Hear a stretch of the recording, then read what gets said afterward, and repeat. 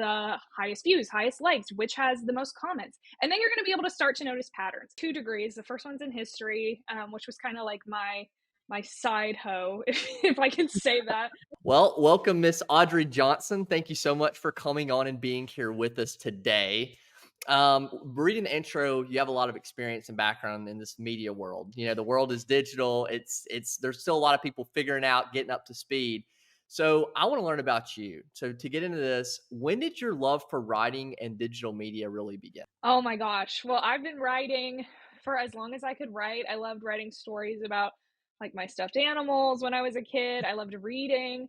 And reading is really a great way to tell stories, which so is digital media. So that wasn't as big of a deal when we were kids. I was born in the year 2000, so kind of saw a lot of changes with technology, with social media, as we were growing up. I know that you can relate to that as well. Um, but digital media, always captured my attention in that same storytelling way. It's just a new medium that people have to adapt to and get used to since it's sticking around. Absolutely. So did you start were you really good at English or like growing up in school, or how did that work? I liked school. I was a school kid. I had a really hard time with spelling. They say that like your spelling is somewhere different in your brain than like the rest of your intelligence. I've also heard people say that it was genetic, but I'm a terrible speller. So I was like writing all the time, reading all the time, and then you look at it, this stuff that I wrote, and it's like, what does any of this mean? Like, you can't decipher it. So I did love English. I loved social studies. I actually have a history degree too, from UNA. Just because history is literally just stories. It's the stories. Well, that's awesome. And so you did that, and then so when you went to college, did you get a degree in writing? I'm guessing. What was that degree that you got ended up getting for the audience? Yes. So I actually have 2 degrees. The first one's in history, which was kind of like my side hoe, if I can say that. Side chick, if you have to edit that out. Just because I loved it, and I knew it wasn't really going to go anywhere. I didn't want to like become a professor or like work in museums. I just thought history was cool. And then I was one credit away from graduating with a degree in public relations. But I had like a crisis of confidence. I realized I did not want to be in PR, because PR is, no offense to anyone that's in PR, it's an important role in organizations and businesses, but you have to clean up a lot of messes. Mhm. And that was So not do something you that I do you was like to make messes? You'd rather make messes than clean them up. Is that Yeah, that's that's probably true. Which well, that I pivoted and switched to journalism, which is writing, it's storytelling. There is a digital media component to a lot of journalism now, since newspapers, unfortunately, are kind of going by the wayside. I started my career at the Decatur Daily, which is one of the last locally owned newspapers in the country. And so that was an awesome place to start my career, to kind of see like what what it was like before everything pivoted digital. But unfortunately, staying in print media and print news was not sustainable, especially in a small town in North Alabama. Yeah, you gotta adapt, you gotta change. So I think what I find really interesting and what the audience I feel like would like to know is, we mentioned in the intro that you helped scale this media company, Huntsville Blast, when you joined their organization by 347%. And I'm guessing that's a growth number through guessing followers. Is that what that number is based on? Amount of followers? So the one of the most important things that we're learning in this digital world is building a brand. And with you growing that page, with you really taking the reins in that position, is there a secret that the audience can learn from to build a brand? Like, what's the secret here? Yes. Okay. There are tons of secrets. There's tons of bad information about how to build brands, how to use social media effectively, what you need to be doing if you're starting out. If you are seeing anything that talks about, here's how you can hack the algorithm by posting at the right time. Here's how, you can get 1 million followers overnight if you just use this one scripted formula. None of that is going to help you unless you establish an audience and you learn what that audience is into, what value you can provide to them, and how to communicate and talk to them and build community. Social media is really good for two things. great for building community, and it's great for entertaining and educating, which are kind of like lumped into the same category, even though they're different. Oh my gosh, I get so excited talking about this stuff. It's just Yeah, like, no, I'm again, I think a lot of people don't know how to build a brand, so please explain. How do yeah, we do it? How do we do it? yes. Okay, so once you get started, like if you're starting from point blank zero, you need to be posting as much as you can about as much stuff that's relevant, like to whatever your business is, whatever your brand is, whatever you want to do, whatever you're into, and what you love as you can. That's going to give you data to go through because if you get stuck in this like paralysis of, well, it has to be perfect, I want it to be, I want it to look like this, or other people are doing XYZ and it's so much better because I don't have this certain camera or this certain, equipment or whatever it is, whatever the excuse is. Or even I don't have the confidence. I don't feel like I'm as confident as AC Rocket, how am I supposed to start my own podcast? Like you literally just have to get started. You have to do it badly and you'll learn. Once you start to, oh, sorry. No, go ahead. That's huge. Like starting this channel, if people go back to the first video, it's horrible. It's still not great, but we're getting better. So continue. Yes, no, I think it's awesome. And I've never been on a podcast before, so this is probably going to be like hopefully Heard. my worst podcast interview of all time. Pretty good so far. I think the audience is still here, so hopefully. I hope so. Yeah. Okay, so you get your data, you get your bank, whether that's 50 posts to start with, 100 posts, like as you keep going, you're going to build. You're going to see which of those posts is the highest views, highest likes, which has the most comments. And then you're going to be able to start to notice patterns. If you at all are interested in human psychology, you will love social media. I really look at social media through a psychology lens.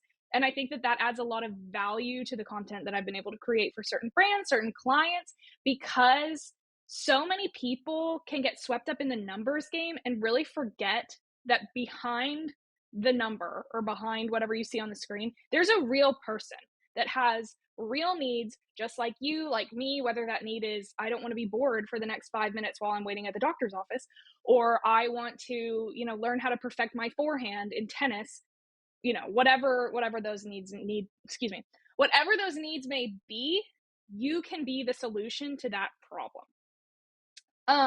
To continue on, a lot of people kind of forget what's in it for your audience. And that's what really helped me when I was starting to develop social media brands, was put so much focus on the audience, because the content that you're creating is for them. Obviously, you want it to yield some type of return for yourself because you're investing your time, you're investing your resources, you're giving out your knowledge. But if that information is not valuable to the people that are watching, why would anybody want to stick around?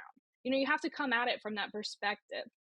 How do you do? I think a question I think of is, I think there's a lot of people who recognize that there's these things they could make, or the content they could make that would be popular, but how do you avoid that burnout then of balancing what you kind of like and then what your audience needs? And because you don't want to get burnt out, that's the last thing you want to do. So how do you balance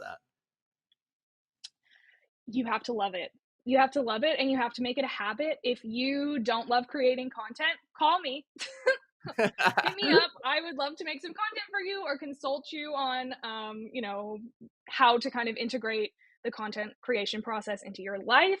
But, being creative can be so difficult because you go through these upside downs. And I found that the thing that I really have to do is put on like my mindset blinders. And I'm sure, AC, that you can relate to this too, but it can be really hard to put yourself out there publicly, to share your work for everyone to see. It's completely open to criticism. It's open, also to like love and acclaim, if you will, from people. But it is scary to sit down and make something and have people judge it, because you kind of feel like it's a reflection of you. And so you really have to get into a solid mind space of like, this is my purpose, this is what I was meant to do. And maybe not well at first, maybe not well in front of everyone, and that's okay, because you also know this, and I know you talk about this all the time, but what separates successful people from people who are average is the ability to have the gusto to get out there. It's not the smartest person that's always at the top, or the, most successful, um, in whatever, like at their job, the best at their job. It's the person who's willing to really put themselves out there, take that risk. And part of that risk nowadays is content creation. If your work is not online, it does not exist. I agree. I think it's that constant feedback loop. The people that are willing to expedite that feedback loop. I'm seeing even entrepreneurs 16, 17 really get in the game early. I'm like, how are they doing this? It's because they're putting themselves out there. Their feedback loop. I think, intelligence, a lot of people think intelligence is what you know, but I think what intelligence is how fast you can know something. The ability to recognize something and then change it, see what the pattern is. Like you said, interpret the data, figure it out, and then change to that and then learn from it. And I think failure, you got to fail a million times before you succeed, and you got to keep putting yourself out there. And I think with content, what I've realized recently, and just how important your job is going to be with your company, is content's not going anywhere soon. These content creators that came up the last 10 years, I think people think it's a fad. You have these creators out here, it's not going to be around. We have entered an age where it will never go back to where they used to be. There will always be influencers, there will always be content, and it's really going to be figuring out how, like you talked about, how brands are going to be best connect with an audience, with their customers is going to be so important. And it changes every year, right? Like every year there's something new you can do to bring those skills in, right? Absolutely. And to kind of like add on to your point, it's really difficult sometimes because a lot of people who are older or they're in industries that maybe aren't so like digitally focused or have a big emphasis in marketing, they do not believe in social media. And you go up to these people and you're like, "Oh, I could really help your business like take it to the next level if it's, home building or real estate related or insurance or something like that." And they're like, "Oh, well, I'm not even on social media. Like I'm just on LinkedIn and Facebook." And I'm like, "Okay, well, LinkedIn and Facebook are social media." And people who are kind of from an older generation, not all of course, but many of them I've noticed, think that social media is just advertising when really it goes so much deeper. If you're advertising on social media and your ads are not top notch, super effective, really tailored to your audience, scroll instant. I don't care what's in it for me, nothing. It's such a battle for everyone's attention nowadays, especially with advertisements not only online but also on TV, on billboards, on literally everything. That if you are not creating content that provides value, you're only trying to sell, sell, sell, sell, sell, people are gonna just. They'll see right through it too. People really feel that community. Well, to kind of go from there, and one kind of last to read in your intro, we learned that you kind of wrote some articles around this sexual assault investigation that I think there are people in the audience maybe caught their attention, definitely caught my attention, being around it. So, there were some sexual assault allegations that were exposed that you exposed within the university. I want to learn about you. What really made you dive deeper into this story? What prompted you to do this? It is crazy that you're asking me about this because it's not something that I talk about all the time anymore, but it did consume a big part of my life. Like I said, I was a journalism major, and so I did work for the newspaper, the Florala at the University of North Alabama. And when a tip was presented to me, I, felt the need to investigate. And originally, I kind of thought like it would lead nowhere. And that is not what happened. I, investigated and kind of like opened a little bit of a Pandora's box of allegations and weird things that were happening. You can still read all the articles, they're all online, but, police records were destroyed, or I guess destroyed is not the right word, but they were like taken offline. The university was like reviewing its processes after that, which was kind of a weird thing to say. Like, why was this the thing that prompted your investigation, into your own stuff? But You don't have to go too into detail as well. I was just curious. I think what's cool to me about it is the fact that you something that a lot of people would be very uncomfortable exploring, especially at that age. And you go, you know what, I'm just going to try this and go into this. And then just I guess, the curiosity was just really interesting to me. Like, again, telling a story, figuring out, get to the bottom of something. Is that just who you are? yes, I mean, I think too, going back to like when you were asking about burnout, how do you avoid burnout? Like, you have to kind of feel like it is your life's purpose or your mission, um, to do this. And when I was in that period of my life and there were these women coming to me, trusting me with some of their most vulnerable and intimate moments, as well as like their privacy, um, I I felt like I could not turn away because I was afraid or, felt like it was too difficult or too big of a challenge, or I was going to have to do more research or spend more time writing, conduct more interviews, like go deeper. I kind of felt like it, I had to do it. Like I owed it to these people who were going to come to me. Um, and it, it was crazy, but if I had to go, do it all over again, I would do it exactly the same way. Well, I really respect. I think the audience out there probably respects a lot. It's just that bravery. Honestly, that bravery you had is really good into entrepreneurship. So to kind of segue, yeah, segue into your business. What's the reason you started Moxie Media? Tell us why you started this company. What's the background? Well, I'm trying not to sound too woo woo, like too crazy. But I really believe that like you feel desire in your life and things come up because you are meant to follow and pursue that path. And I was working in my job and I felt like I had learned a lot and I was really enjoying like my day to day, activities. I enjoyed my coworkers, but I had this little, like, nagging feeling of, like, what if I was my own boss? What if I, jumped off the ledge and did this myself? And so I, like, thought about it a lot. You could say, like, if you're religious, like, I prayed about it a lot. I, like, journaled about it a lot. And eventually, the circumstances in my life changed in a certain way where I was able to take that risk. I was kind of pushed to take that risk. And I knew when it happened that that was like going to be the best thing that ever happened to me. For the audience, I got fired from my job, Yeah, you were because, definitely teasing it. You were teasing it there for yeah, sure. I, there were a lot of things going on, but I was not the right fit, and that is what they said about letting me go. I had too much, you know, in your face. Sure. It was not a personality fit. Right. And so I did get let go.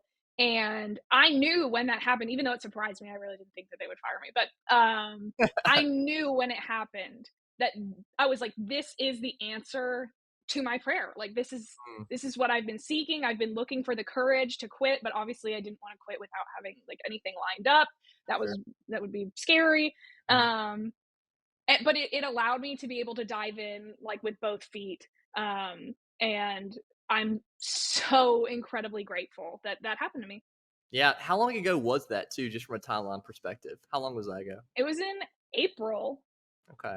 So we're very, very new into this journey. Very new. Yes. That's Well, all. I mean, you could say new into it, but I have been doing it for a while. I'm Sure. into the entrepreneurship space, but in terms of actually social media, I've been doing it for a while. Right. Um, But I will say it has been so rewarding already. Like, Mm. working in a regular job is great. I've had many. But the feeling of like signing your first client to your own business or like landing a meeting or a pitch opportunity with someone that you admire or are interested in their work or you really feel like you can help them is like the most exciting feeling in the world. Yeah. I can just tell you're so passionate about it. That's awesome. So tell the audience out there, what are the different services that you offer with your company? Okay. Yeah. So I have found through my time that most businesses or people seeking help on social media need one of three things, or they need a combination of these three things. So the first thing would be social media management, which is where you hire someone, me, to come in and basically handle all of it for you. So that would include a password transfer. I would log into all of your accounts where you had a social media presence, create content, post that content, reply to comments, reply to DMs. It's basically like you hired like a social media manager, only I don't work full time for you because I have other clients, and you don't have to pay me benefits. The rates are often a lot better than, hiring full time. But it would be just like that job that you would hire for. Content creation is the second piece. And content creation can be helpful for a wide variety of cases, but I've noticed that a lot of times the clients that I work for that need content creation have like a dedicated social media team or a social media manager or some type of communications manager. And that person, comms is such a difficult job, but like wears a lot of hats. So content creation, which can take a really long time, it can be, kind of difficult. Like you said, you suffer from burnout. How do I come up with this for my company? Blah, blah, blah. They just need that supplemental help to have valuable, thoughtful posts that are going to legitimize their brand, engage their audience, and reflect well on them. So content creation, I make short form videos, I make reels, TikToks, Facebook posts, LinkedIn posts, etc., all of that. And then the third piece is consulting and strategy. So if you are just getting started, you have no idea, what platforms you need to be on, where you need to be investing your time. Like, let's say you know absolutely nothing about social media, or you have been at it for a while and you're not seeing a lot of success. We can get together, talk about all kinds of problems, potential solutions, what's not working for you, what is working for you, and then how to put strategy in place that's going to help you see results, not only just in followers, but also how do you translate that into actual. Mhm. Yeah. That's huge. I think what I'm really curious on, and we're seeing this trend recently of short form content, and especially with the introduction of TikTok and it taking off, short form content is more important than ever. What percentage of a brand do you think they should balance between short form and then long form? Because feels like two different animals, short form and long form. So it really depends on what your brand is and what message you're trying to send.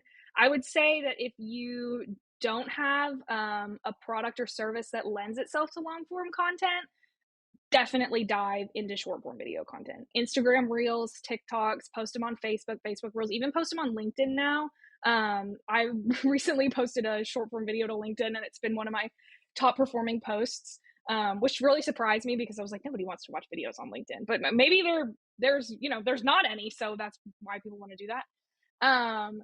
Long form takes a lot more effort, energy, time to edit, time to develop, just because it is longer, and it can yield a better reward, if you will. Um, but, short form is where everyone's attention is right now. And I have read that people think that we're going to swing back to long form content just because everyone's getting like fatigued by short form. So if you feel called to create that type of content, or it really lends itself to your business, I think that that's definitely, you'll probably see returns maybe in the next 2 to 4 years, especially if TikTok gets banned, which would be crazy. But you're not going to, like, it's one of those, all squares are rectangles, but not all rectangles are squares. Everyone should be doing, yeah, short form, but not everyone that is doing short form, or everyone that's doing long form can do short form, but not everyone doing short form should do long form, if that makes sense. It does, interesting. No, it does, and the reason why I ask that is because I think, like, part of social media is, I mean, obviously catching trends. I think that's why it scares a lot of business owners, because it is such a dedicated job, because not only do you have to do, the right content for your audience, and you have to connect the right music, make sure, the TikTok sound, or if it's a certain thing going viral. And so I was curious, just in short form. I've seen a lot of people posting, make sure you're posting on, TikTok, Instagram Reels, and some people stick to the long form. I didn't know if you saw a trend. So you're saying that there could be a shift maybe back to that long form. That's what that's what people are saying. TikTok is incentivizing people to post like longer form videos, or they've like allowed that feature that wasn't originally possible. But I have seen creators talk about this where it's like, if you're making a video that's under a minute or under 30 seconds, then you can see a lot of success with that. But unless you swing all the way back and make something that's like over 15 minutes long, or on YouTube 30 minutes long, whatever, that 10-minute, like, 4-minute mark, there's kind of like a stickiness that people aren't staying there. They want really short or really long. There's not a lot of in between right now.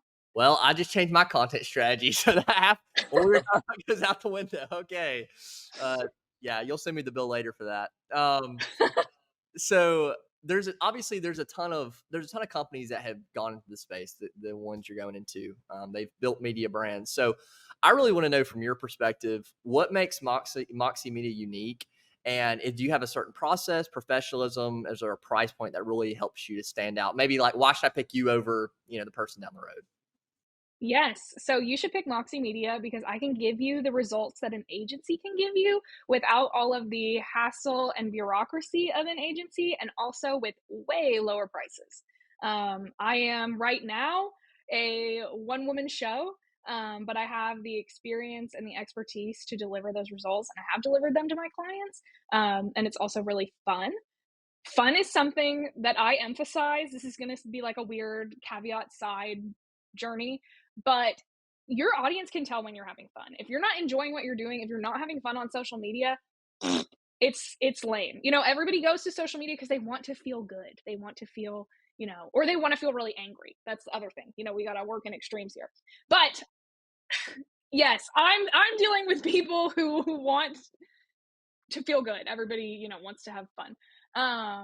And I am a lot more lean, a lot more flexible because it's just me. I'm not answering to anyone, or I'm not like, let's say you go to an agency and they stick you with someone who just graduated college and actually has no idea what they're doing. You think you trust them because you hired this agency and they're legit. Well, the person you work with might not necessarily be, the most experienced, or, they just kind of are getting pushed through. And I also, you can tell from my portfolio that I pride myself on my values and my honesty. I started my own business because I want to help people, and that, requires a great deal of honesty. I don't want to sell people anything they don't need. That was also my philosophy when I worked at Victoria's Secret. And it's going to be my philosophy until the day I die. And that is why you should work with Moxie Media. I like it. I love it. I love it. So, in terms of the ideal brands you're really going for that you can provide the most value for now, because obviously we're in the startup mode with your company, you're just getting off the ground, you're building a client base. So, who are you targeting right now as your staple pieces for your clients? Are you targeting a specific brand? Is it a specific niche? Like what's your ideal customer profile right now? My ideal customer profile right now is someone who already knows and believes in the value and power of social media. Obviously, like I mentioned earlier, not everyone feels that way. You said earlier too that some people think that this is a trend, and we know that it's not. But I, don't want to have to run around trying to convince everyone that there is value in this. I want people who already know, understand, and recognize that value, and just are in a position where they need to hire out some help to achieve that vision and make it happen. Hmm. How do you find those people? How are you finding those people? So I have been networking like crazy. Okay. I'm in Huntsville, Alabama, right now, but going to things, getting out there, shaking hands, relentlessly talking to the people I know, saying, hey, if you know anybody who needs social media help, like send them my services kit, send them my phone number, tell them they can call me anytime. I'm really interested.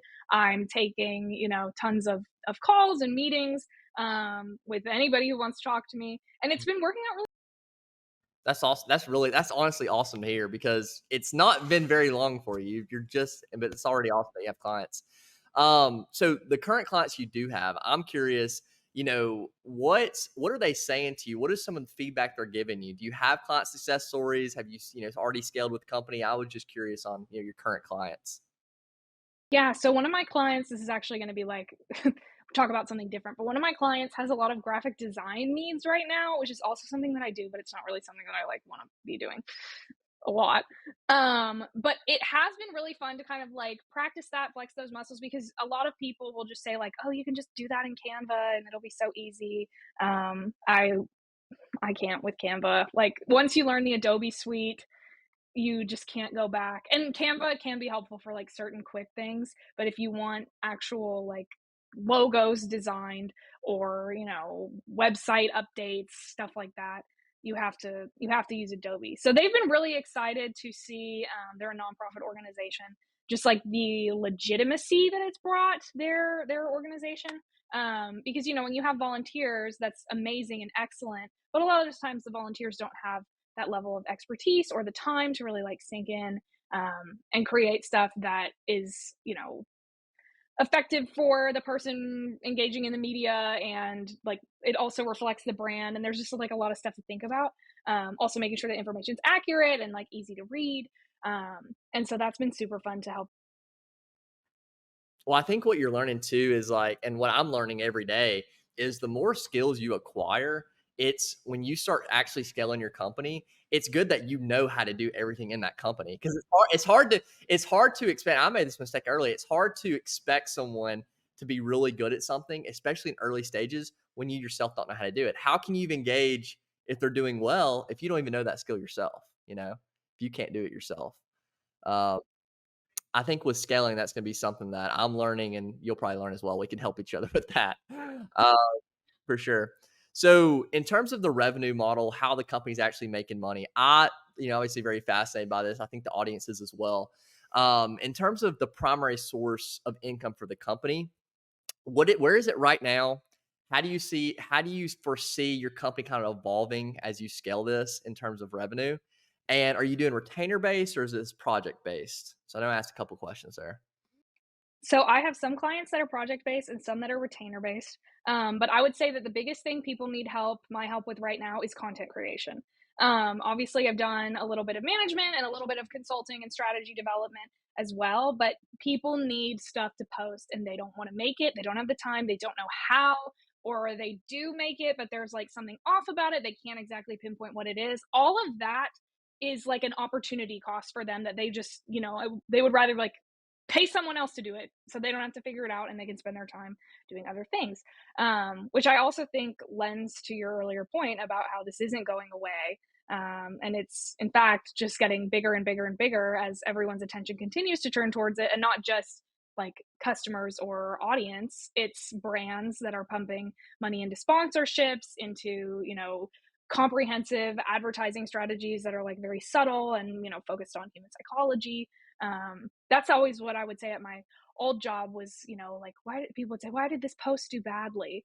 You know, and I would say, well, you're not playing into any of this human psychology. You know, you can talk about, oh, it's the algorithm. It's because I posted it at, you know, 1:25 instead of 12:30, and maybe there were more people eating lunch at 12:30 than 1:45.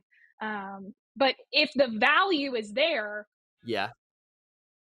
Well, I also think too, it's the difference between it's weird how with content, there's this short-term mindset that I feel like super prevalent.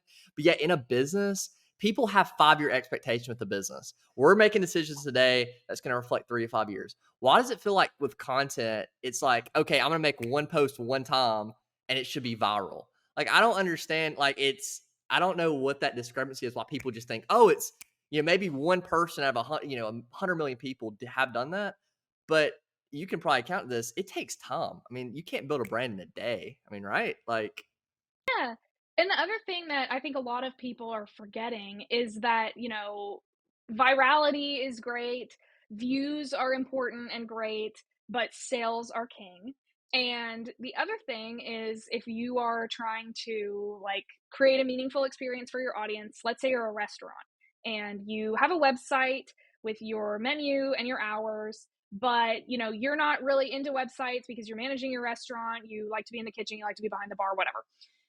You know, social media is the place that people are going to look for stuff like that. You know, you can search for the menu online obviously, but if there's you know, specials, or it's a beautiful day and the lighting looks just right, or you create a new specialty drink, or you have a fun event, social media is the place where people want to go and they want to see that dessert of the day. Like, I mean, the options can be totally endless, and even that doesn't have to be short form video content. It would help you grow your page. But if you're just trying to run your business in a way where it's like this information that people want is at their fingertips, it's easily available, it's visually appealing, it's clearly communicated, then you should be using social media for that, because it's way easier to do that than update your website all the time. And now a lot of people who are in our generation aren't even searching for websites first. They're going to Instagram and saying Northwood Social, Florence, Alabama, you know, Riccatoni's, Florence, Alabama, not Yeah. I saw this. I think this is honestly to highlight everything you said is there's this influencer called Alex Hormozy. He scaled a company to $100 million. He's probably, a lot of people out there watching this channel have probably heard of him. He told this story recently. I think it's super important to share. There was this someone him and his wife were eating dinner with, and she basically was making over $1 million a year. And he's like, awesome. So he's like, I'm going to go to your Instagram and see how and all her clients were from Instagram. Her page had less than 5,000 followers, and her posts were getting like 100 to 200 likes. But it was such a hyper niche product. And every day she posted the exact same thing. It was like insurance, medical, like the most hyper niche thing you can think of. But she's the only one doing it. A couple hundred likes a post. But what you go to back to what you said, every like behind that, most people think it's just a number. Every like was like buying from her. So there's actually a person behind that screen. If you make that really niche, that really valuable content to a specific audience, and go back to sales is king. She was doing $1 million with not that many followers and not that many likes. Just goes to show you, if you build the right content for the right audience, it can be, and it blew his mind, and it blows my mind. It's not, because I think most people want to go as broad as possible, but that's not I mean, you have to sell, especially nowadays. I feel like you have to get really, really niche. So it was very cool to me, that story. Yeah. And that really goes back to the idea that, you know, you're like, you don't have to be viral. You don't have to be viral. You don't have to have a million followers or, 100,000 followers, but you need content that is valuable. Hmm. Super big, super big. So I want to know, for this company, obviously very new, but what are kind of the goals you have? What's the roadmap you see for building this over time? I'm sure you have a vision or some goals set. So, like, I didn't go to business school. I'm kind of, like like the rest of us, but I'll admit it. I'm figuring it out as I go. Well, I'm reading to books. be clear, business school, there's not some secret knowledge, to be clear either. Yeah. No, somebody mentioned to me, my boyfriend is in law school, and he's always like, "You should go to law school." And I'm like, "I don't think so." And I was talking about it with somebody, and they're like, "Oh, I see an MBA in your future." And I was like, "I'm getting my MBA from the school of life right now, baby." Like, Absolutely. I don't need to be paying for this. I need my clients to be paying me.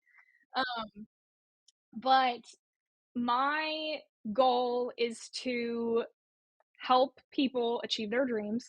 I want to help as many people as possible. Uh, and that includes hopefully one day being able to hire people.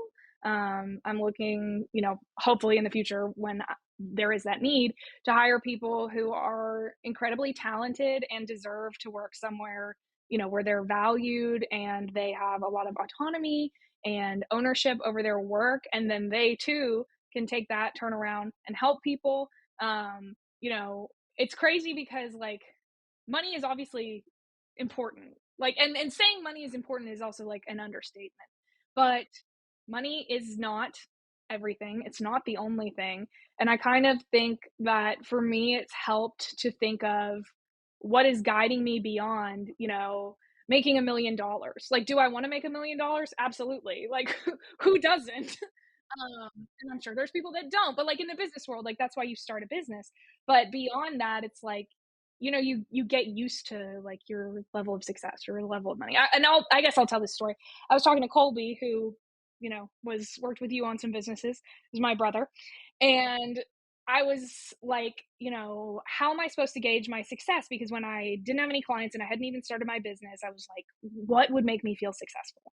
And I wrote down, if I got someone to pay me $1,000 to do social media for them, then I would feel successful.